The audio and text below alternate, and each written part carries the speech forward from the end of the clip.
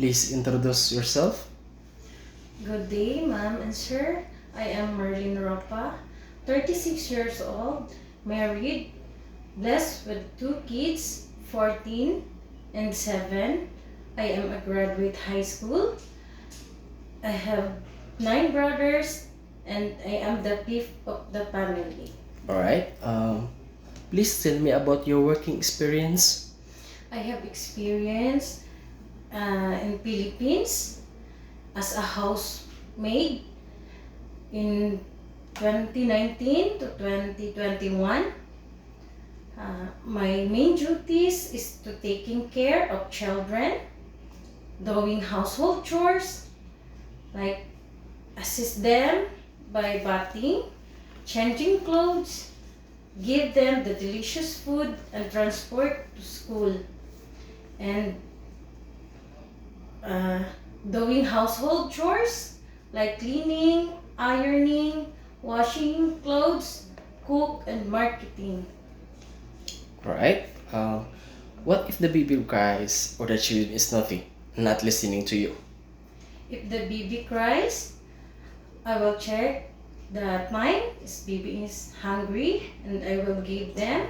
Then second, I will check the diaper if dirty and I will change it.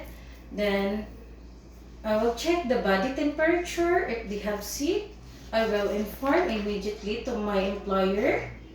And if the children is naughty, I will come and playing. I will encourage them to play with me, sing a song, and if not listen to me, I will tell them if mother and father, if not listen to me, will be angry and calm and more patient, and I will try to tell them what they want. Alright. Do you have any tattoo? No, sir. Do you have surgery or serious sickness before? No. Do you have an allergy to certain foods? No. Do you smoke and drink alcohol? No. What time do you usually sleep and wake up when you're working? I will sleep around 10 p.m. if my work is done, and I will wake up in the morning at 5 a.m. Alright. Are you scared of dogs and cats? No, sir. Are you willing to share a room with kids? Yes.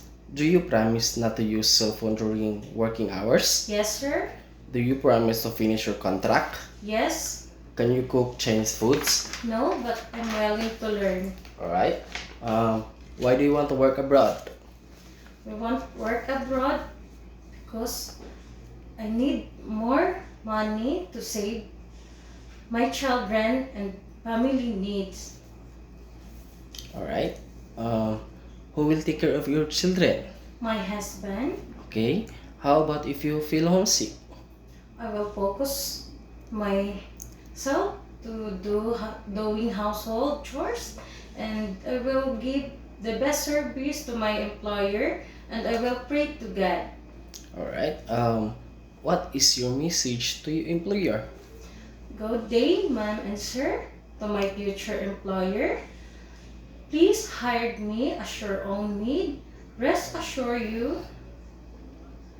your family and home will be safe. Less supervision and under pressure, I am willing to learn and follow the instruction. Thank you and good day.